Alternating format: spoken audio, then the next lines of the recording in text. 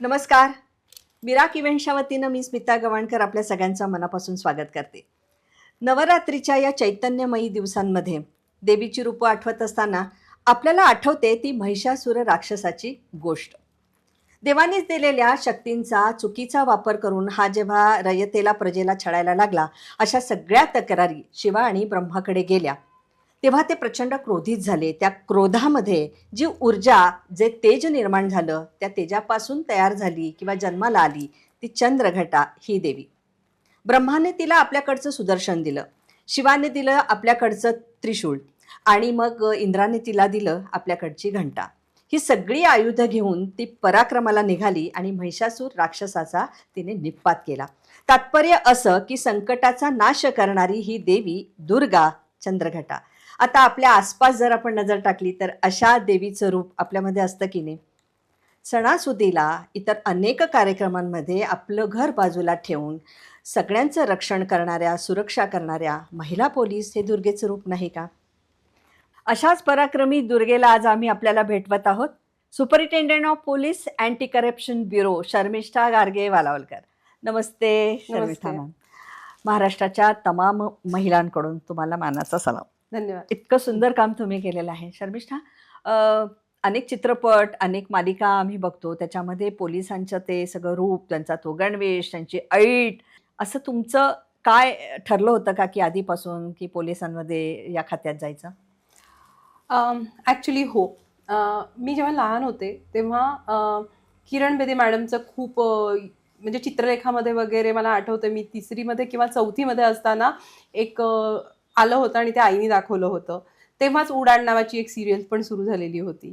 आणि हे सगळं होत असतानाच असं होतं की मी ज्या शाळेत होते सांगलीमध्ये, तिथे योगायोग असा की आत्ताच्या ज्या आमच्या डी जी मॅडम आहेत, रश्मी शुक्ला मॅडम, त्या सांगलीला प्रोबेशनर ऑफिसर होत्या आणि आमच्या शाळेमध्ये त्यांना प्रमुख पाहुण्या म्हणून बोलवलेलं होतं. तर हे आम्ही टी व्हीवर बघत होतो आणि लेखातून वगैरे ह्या दोन्ही ऑफिसर बेदी मॅडमबद्दल वगैरे पाहिलेलंच होतं. ते खूप फॅसिनेटिंग वाटायचं. आणि या मॅडम पण आल्या त्या दिवशी आणि दोन्ही बाजूनी मुली उभ्या आहेत आणि त्या जात आहेत, आमच्या शाळेचा बँड वाजतोय. ते दृश्य अजूनही माझ्या मेमरीमध्ये जसंच्या तसं आहे. तर तेव्हा अजून हे पक्कं झालं की नाही, हा रुबाब आहे आणि हे छान आहे, तर आपण पण हे असं करायला पाहिजे. पोलीस खात्यात जाणं ही सोपी गोष्ट नाही आणि त्यावेळेला तर सांगलीमध्ये अशा पद्धतीचे कुठले कोचिंग क्लास वगैरे नसतील. तुम्ही मार्गक्रमण कसं केलं की स्वप्नांच्या दिशेने जायचंय? लहानपणी म्हणजे 10वी होईपर्यंत बऱ्यापैकी माझं ठरलं की करायचं काय आहे आणि खूप छान मार्क्स पडले होते. तर नियमानुसार मला सायन्सला जाणंच होतं. ते मी टाळू शकत नव्हते. पण मग 12वी नंतर जेव्हा इंजिनिअरिंगला जाऊ शकत होते, तेव्हा मग असं वाटलं की नाही, आपल्याला जर हे करायचं आहे तर मग आपण आता थोडंसं झिरोईंग करायला चालू करूया. आणि त्याच दरम्यान झालं कसं, मी शाळेत असतानाची गोष्ट, 95 साली आत्ता ज्या अश्विनी भिडे मॅडम आहेत, MMRDAला ज्या होत्या, किंवा मेट्रो म्हणजे ज्यांना म्हणतात त्यांना, तर त्या 95 साली IAS झाल्या होत्या. मला त्यांची रँकही आठवते. त्या भारतात 9व्या आणि महाराष्ट्रात पहिल्या होत्या. तर मग सांगलीत ज्यांना असं सगळ्यांना करायचं होतं, त्यांना असं वाटलं की हो आता आपण करू शकतो, आपल्या सांगलीतला एक जण करू शकतात तर करू शकतो. पण तेव्हा खरंच तसं काही नव्हतं. सिलेक्ट झालेले जे कोणी कॅन्डिडेट्स होते तेच ॲस्पिरंट्सना मार्गदर्शन करायचे, पुस्तकं सांगायचे, त्यांच्या जुन्या नोट्स द्यायचे, अशा पद्धतीने ते सगळं चालायचं. तर मग BSc पर्यंत एक 10चा परीक्षेचा माहिती होऊन गेला होता. मग मी परत असं झालं की आय वॉज कॉलेज टॉपर. मग आता पुढे काय करायचं, तर सगळे म्हणे की नाही आता शिक्षण बंद करून परीक्षा नाही, पुढे शिकलं पाहिजे. मग पुणे युनिव्हर्सिटीमध्ये आले, MSc ॲडमिशन घेतली, कारण आपल्याकडे शिक्षण थांबलं नाही पाहिजे असं आहे. तर मग ते करता करता UPSCची पूर्ण माहिती घेतली आणि मग मी SICला माझं MSc झाल्यानंतर गेले. आणि मग तिथे SIC म्हणजे state institute of administrative careers नावाची एक VTला इन्स्टिट्यूट आहे, जिथे गायडन्स होतो. मग तिथे मग ॲडमिशन मिळाली आणि मग अभ्यास चालू केला. तुम्ही जर मला विचाराल ना, तर I am a failed candidate. म्हणजे मी परीक्षेची तयारी UPSCची करत होते आणि ही 2004ची वगैरे गोष्ट आहे. तर मी त्या परीक्षेत काही कारणांमुळे मी माझं 100% देऊ शकले नाही किंवा झालं नाही माझ्याकडून ते. त्यामुळे मग MPSCच्या अभ्यासाचं मला सांगताच येत नाही की कसा करायचा. कारण मी माझे UPSCचे दोन्ही सब्जेक्ट इकडे ठेवले आणि प्रिलिम्ससाठी जे काही थोडीशी तयारी करायला लागते ती मी केली आणि मग फर्स्ट अटेम्प्टमध्ये होऊन गेलं. आणि मग नंतर थोड्या घरच्या अडचणी, माझं लग्न झालेलं होतं, त्यामुळे मी UPSC परस्यू नाही केली. ही पोस्ट मी जॉईन केली. MPSCचा अभ्यास कसा केला तुम्ही? आणि या निमित्ताने दुसरा प्रश्न लागलीच विचारते. मानसिक एक स्ट्रॉंग तुम्ही लागता आणि त्याचबरोबर शरीराची तंदुरुस्ती, शारीरिक तंदुरुस्ती पण महत्त्वाची आहे. या दोन्हीचा मेळ कसा घालायचा? MPSCची तयारी मी जसं सांगितलं तसं मी फक्त MPSCची तयारी केली नाही. मला UPSCचा बेस होता. माझे तिकडचेच ऑप्शन मी इकडे वापरले आणि MPSCच्या प्रिलिम्ससाठी जे काही वेगळं लागतं ते थोडंफार काही लोकांना विचारून घेतलं आणि मग तो अभ्यास केला. आणि फर्स्ट अटेम्प्टमध्ये माझं हे DYSP सिलेक्शन झालं, कारण तो बेस माझा चांगला होता. आणि मी जॉईन झाले. गंमत म्हणजे की आता MPSCचं शेड्यूल जे आहे हे एका वर्षात, म्हणजे ॲड आल्यापासून जॉईन होईपर्यंत त्याला काहीतरी एक कालबद्धता आहे. आमच्या वेळी माझी 2006ची एक्झाम, ज्याची प्रिलिम्स 7मध्ये झाली, मेन्स 8मध्ये झाली, 9मध्ये त्याचा इंटरव्ह्यू आणि फायनल रिझल्ट आला आणि 10मध्ये जॉईन झाले. तोपर्यंत मी एका मुलाची आई झालेली होते. तर झालं असं की ट्रेनिंग ला आम्ही जेव्हा 2010मध्ये इकडे आलो नाशिकला, तर मेंटल स्ट्रेंथ ही जे आमचं MP आहे महाराष्ट्र पोलीस अकॅडमी, तिथे अगदी म्हणजे ज्याला म्हणतो ना आपण टाकीचे घाव पाडून घडवलं जाणं, तशा पद्धतीची गोष्ट होते. आणि कसाही माणूस असेल तरी तो कणखर, सर्वार्थांनी कणखर बनून त्या वर्षभरामधून तो बाहेर पडतो. आणि ती स्ट्रेंथ तिथे गेन झाली आणि मग ती मेंटेन होते नंतर. आणि ती माझ्यासाठी या सर्व्हिसमधला सगळ्यात हार्ड काळ आणि टफेस्ट फेज कोणती असेल तर माझ्या ट्रेनिंगची होती. कारण यावेळेला माझा मुलगा एकदम छोटा होता आणि तो माझ्या आईकडे ठेवून गेलेली होती. म्हणजे माझे बॅचमेट्स बघत असतील तर तेही सांगतील की सगळ्यात जास्त पनिशमेंट्स मला मिळाल्यात सुरुवातीच्या दिवसात. कारण माझं लक्ष नसायचं ग्राउंडवरती. जेव्हा स्क्वॉड फॉल इन झालेलं असायचं तेव्हा ते काय कमांड देतात ह्याच्यापेक्षा वेदांचे विचार डोक्यात असायचे. आणि अगदी सुरुवातीच्या 8-1 दिवसात तरी डोळ्यातून आपोआप तिथे पाणी येत असायचं. सो ते 2-3 महिने जे मला तिथे अकॉमोडेट व्हायला गेले, that was the toughest period. MPSC परीक्षा झाल्यानंतर तुमचं पहिलं पोस्टिंग कुठे झालं मग? आम्हाला प्रोबेशन असतं ऑन फील्ड, म्हणजे 1 वर्ष ट्रेनिंग अकॅडमीतलं, जिथे तुम्हाला परेड, ड्रिल आणि सगळ्या बेसिक गोष्टी आणि कायदा शिकवला जातो. आणि त्यानंतर तुम्हाला एका जिल्ह्यात पाठवलं जातं प्रॅक्टिकल पोलिसिंगसाठी. तर मी पुणे ग्रामीणला गेलेली होते. तिथला पण माझा अनुभव खूप चांगला होता, कारण अकॅडमी तुम्हाला शरीरानं आणि मनानं खंबीर बनवते. पण मग नेमकं तुमचं खातं काय आहे आणि तुम्ही कसं केलं पाहिजे, लोकांना कसं हाताळलं पाहिजे, तपास कसे केले पाहिजे, ज्याला प्रॅक्टिकल नॉलेज म्हणतो, ते तुम्हाला जिल्ह्याच्या ठिकाणी मिळतं. तर तिथे माझं प्रोबेशन अत्यंत चांगल्या पद्धतीने, खूप मोठा जिल्हा होता, वेगवेगळ्या पद्धतीचे तिथे गुन्हे घडायचे, वेगवेगळ्या पद्धतीच्या लॉ अँड ऑर्डर म्हणा किंवा ज्या काही आम्ही डील करणं, आमच्याशी पोलीस डिपार्टमेंटनी डील करणं अपेक्षित आहे, अशा सगळ्या गोष्टींना हाताळायला आणि शिकायला तिथे मला मिळाल्या. एक महिला पोलीस म्हणून काय आव्हानं आपल्यासमोर असतात त्यावेळेला?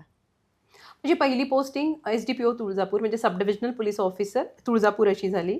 आणि मला खूप काय बोलतो आपण, आशीर्वाद देवीचा असं वाटतो की माझ्या करिअरची सुरुवातच तुळजापूरहून झालेली आहे. आणि गंमत सांगायची, आपण महाराष्ट्रीयन आहोत, छत्रपतींचा सगळ्यांना अभिमान आहे आपल्याला.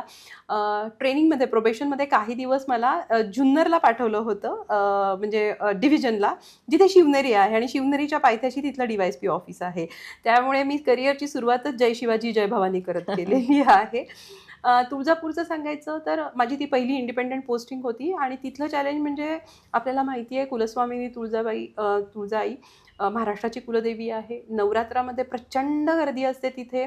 तर ती मॅनेजमेंट जी होती ती खूप, म्हणजे जवळजवळ 1800 ते 2000 पोलीस आणि 300 ते 350 अधिकारी असा प्रचंड बंदोबस्त साधारण 20-1 दिवस तो करायचा असतो.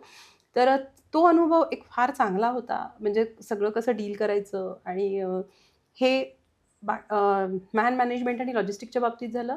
आणि तिकडे त्या काळामध्ये थोडेसे दरोडे पडणं किंवा ह्या फार गोष्टी होत्या. तर आमचे जे सिनियर ऑफिसर होते त्यांच्या मार्गदर्शनाखाली आम्ही खूप चांगलं काम करू शकलो. आणि पारध्यांच्या टोळ्यांना आम्ही तिथल्या मोक्का कायद्याखाली 3-4 सक्सेसफुली आम्ही हे केलं. आणि मग तो तिथल्या भागातला तो प्रॉब्लेम त्याच्यानंतर कमी झाला. तो हा एक खूप चांगला अनुभव सुरुवातीलाच मला तिथे मिळाला, क्राईमच्या दृष्टीने पण आणि रिगार्डिंग लॉ अँड ऑर्डर दोन्ही.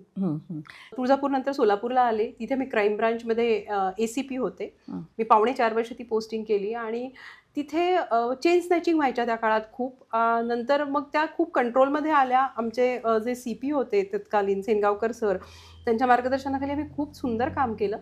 आणि म्हणजे जे मला कळायचं ना, एखादी बाईचं चेन स्नॅचिंग झाली की ती धायमोकलून रडायची. ते पुरुषाला ती सेन्सिटिव्हिटी नाही समजत, की एवढं काय आता ठीक आहे गेलंय. पण त्या बाईला मंगळसूत्र जाणं, हे सोनं जाण्यापेक्षा माझं मंगळसूत्र गेलं आणि ते मला तेच परत मिळालं पाहिजे. ही जी भावना आहे ती एक बाई म्हणून मला जास्ती समजायची. खरंय खरंय. त्यामुळे माझा हा खूप आय वॉज व्हेरी पर्टिक्युलर की चेन स्नॅचिंग डिटेक्ट झाल्या पाहिजेत आणि आपण करायच्या आहेत. तुमची सगळ्यात मोठी केस गाजली ती रेव पार्टीवर. तुम्ही शांतपणे पण इतकी आक्रमक कारवाई केली. तो अनुभव सांगा ना. मी तेव्हा ॲडिशनल एस पी नाशिक ग्रामीणच होते आणि एका पोलीस स्टेशनला अनडिटेक्ट मर्डर होता आणि शनिवारचा दिवस होता. तर मी तिथे सकाळपासून जाऊन बसले होते की नाही हे, कारण ॲडिशनल एस पी हे जिल्ह्याचे क्राईम इन्चार्ज असतात, तर तुमची जबाबदारी असते की हे डिटेक्ट करणं वगैरे. आणि मी रात्री 9 वाजता परत आले तिकडचं काम आटोपून. मी जस्ट आले आणि मग मी क्राईम ब्रांच केली होती, तर माझं नेटवर्क खूप चांगलं आहे, आजही माझं नेटवर्क खूप चांगलं आहे. तर मला एक फोन आला की मॅडम इगतपुरी में एक पार्टी हो रहा है. मी त्याच भाषेत सांगते तुम्हाला. ती टिप होती की इगतपुरी में एक पार्टी होने जा रहा है और उधर ड्रग्स है. तर मी म्हटलं खरं आहे का बाबा, उगाच तू पळवू नको मला, मी आत्ता आली आहे. तर म्हणे नाही नाही निकला तो आप मेरे को बोलना. मग मी माझे एक ऑफिसर घेतला DYSP अर्जुन आणि 3-4 लोकं असं आम्ही प्रायव्हेट गाडीतूनच गेलो आणि मग रात्री 1 वाजता तिथे पोहोचलो. तर तिथं ॲक्च्युली पार्टी चालू होती आणि मग आम्ही आमच्या पद्धतीनुसार सगळं सर्च वगैरे सगळं केलं आणि आम्हाला तिथे मग कोकेन मिळून आलं आणि त्याच्यामध्ये खूप काही मराठी कलाकार होते 1-2 आणि बाकी इतर क्षेत्रातली मोठी मंडळी होती. तर ती रेड आमची खूप सक्सेसफुल झाली, खूप चांगली पण झाली. रात्रभर आम्ही तिथं बरंच काम केलं आणि मग त्यांच्यावर गुन्हा दाखल केला. शर्मिष्ठा, हे करत असताना सध्या आम्ही इतकं वाचतो, इतकं पाहतो, मुलींचं शोषण, मुलींवर होणारे बलात्कार, त्या पळून येतात कुठून कुठून, त्यांना पळवलं जातं. यामध्ये सुद्धा तुम्ही खूप छान काम केलेलं आहे. तर ते सांगा ना. ओके. अगेन मी जेव्हा क्राईम ब्रांचला होते तेव्हा माझ्याकडे वुमेन सेफ्टी ब्रांच किंवा महिला सुरक्षा कक्ष होता, ज्याच्यामध्ये कौटुंबिक वादापासून ते ह्युमन ट्रॅफिकिंगपर्यंत सगळंच, म्हणजे तेवढा मोठा तो कॅनव्हास आहे. तर त्यामध्ये असं एक तत्कालीन एक स्कीम होती किंवा योजना ऑपरेशन मुस्कान नावाची, ज्याच्यामध्ये हरवलेली बालकं, चाइल्ड लेबर्स किंवा बेगिंग करणारी जी मुलं असतात त्यांना तुम्ही घेऊन त्यांचं रिहॅबिलिटेशन करायचं इतर डिपार्टमेंटच्या मदतीनं, असं ते कन्सेप्ट होता. तर तेव्हा मी ज्या टीम्स केल्या होत्या त्या सगळ्या लेडी ऑफिसर आणि आमच्या महिला कर्मचारी यांनीच त्या टीम्स बनलेल्या होत्या आणि आम्ही इतकं चांगलं करू शकलो की ऑपरेशन मुस्कानच्या 3 वर्षात, म्हणजे 1, 2, 3 असं 3दा झालं होतं ते. साधारण 800च्या सुमारास मुलांचं आम्ही थोडं म्हणजे त्यांना आयडेंटिफाय करून जे करणं अपेक्षित होतं पुढे, ते इतर डिपार्टमेंटच्या मदतीने रिहॅबिलिटेशन करू शकलो होतो. त्याचबरोबर आपण जे म्हणालात मुलींचं शोषण आणि ट्रॅफिकिंग, तर त्या बाबतीत पण आम्ही खूप चांगल्या केसेस केल्या. त्यातली एक सांगण्यासारखी केस, म्हणजे मी नेहमी सांगते जेव्हा कुठे मला पब्लिक प्लॅटफॉर्मवरती बोलता येतं, तर कोणार्क एक्सप्रेसमधून 10 ते 11 मायनर मुलींना नेलं जात होतं आणि मला again I got a phone call की एकाने सांगितलं की 5च मिनिट ती सोलापूरला थांबते आणि काहीतरी गडबड वाटते आहे. एकच माणूस आहे आणि खूप साऱ्या मुली आहेत. तर मी तेव्हा पेट्रोलिंगसाठी संध्याकाळी बाहेर पडलेली होते. तशीच फक्त मी आणि माझा RTPC असे आम्ही दोघेच गेलो. तो एका दरवाजावरती थांबला, मी एका थांबला. रेल्वे पोलिसांना कॉन्टॅक्ट करण्याचा प्रयत्न केला, पण वेळ कमी होता. आम्ही गेलो आणि त्या मुलींना खाली उतरवलं, कारण बघितलं तर 11 मुली ओरिसाहून मुंबईला नेल्या जात होत्या आणि मग त्याच्यामध्ये पिटाच्या अनुषंगाने गुन्हा दाखल झाला. सगळ्यात लहान मुलगी 10 वर्षाची होती त्याच्यामध्ये आणि ते खूपच हेलावून टाकणाऱ्या गोष्ट होत्या आणि मग त्यानंतर त्यांना परत सगळ्या कायदेशीर बाबींची पूर्तता करून परत पाठवण्यात आलं. पण हे खूप भयानक आहे. महाराष्ट्र हा सोर्स नाही आहे, म्हणजे डेस्टिनेशन आहे. बाहेरून मुली महाराष्ट्रामध्ये ट्रॅफिकिंग होतं. पालकांनी याच्यामध्ये दक्ष राहणं आवश्यक आहे. मुलींनी काळजी घेणं आवश्यक आहे. प्रेम प्रकरणातून निघून जाणं किंवा मग कोणावरही विश्वास ठेवणं, आपल्या खाजगी गोष्टी नको इतक्या स्तरापर्यंत त्यांच्याकडे उघड करणं, तर त्यातूनच हे शोषण होतं. तर मुलींनी स्वतः एक समज त्यांच्यामध्ये येणं फार जास्ती गरजेची आहे. आणि आम्ही पिक्चरमध्ये कधी येतो, घटना घडून गेल्यानंतर ठीक आहे, ते प्रिव्हेंट व्हावं म्हणून आम्ही वेगवेगळे प्रोग्राम घेत असतो, अवेअरनेस कॅम्पेन्स असतात आमचे, ते सगळं बरोबर आहे. पण मूल 24 तास पालकांबरोबर असतं. Superintendent of police anti corruption bureau अशी सध्या तुमची पोस्ट आहे. या डिपार्टमेंटमध्ये पण तुम्ही अनेक बदल घडवलेले आहेत, ते सुद्धा अत्यंत सकारात्मक. त्याविषयी मला सांगा. मी 22/11/22 रोजी अँटी करप्शन ब्युरोचा ॲज अ SP चार्ज घेतला आणि माझी टीम खूप चांगली मिळाली. माझे जे सीनियर्स आहेत ते खूप सपोर्टिंग आहेत. तर त्यांच्यामुळे आम्ही खूप चांगलं काम करू शकलो. म्हणजे लोकांना वाटायचं की काही नाही, इथं यांना कोणीच पकडू शकणार नाही. अशा मोठ्या-मोठ्या केसेस म्हणजे आम्ही अगदी महाराष्ट्राच्या इतिहासात ACBच्या 1 कोटीची लाच घेताना हं. एक अधिकारी पकडलेले आहेत. तर अशा खूप चांगल्या पद्धतीचं की लोकांना ED माहिती होतं, पण ACB माहिती नव्हतं. पण हं. आता नाशिकमध्ये आणि माझ्या कार्यक्षेत्रातल्या 5 जिल्ह्यांमध्ये लोकांना ACBची ओळख आम्ही करून देऊ शकलो आणि याच्यामध्ये माझ्या टीमचं पण खूप मोठं कॉन्ट्रिब्युशन आहे आणि माझे सीनियर्स आता DG मॅडम आमच्या अँटी करप्शनच्या पण DG आहेत आणि निकेत कौशिक सर आणि विश्वास नांगरे पाटील सर हे खूप सपोर्टिव्ह लोकं आहेत आणि ते आम्हाला नेहमी प्रोत्साहित करत राहतात बरोबर. आणि आम्ही खूप छान काम करू शकलो आणि सातत्यानं नाशिक हे महाराष्ट्रात जास्ती केसेस करणारं युनिट मागच्या 2 वर्षामध्ये आम्ही ठेवू शकलेलो आहोत आणि मी आहे तोपर्यंत ते नक्कीच राहील याची मला खात्री आहे. वाह! वाह! वाह! वाह! वाह!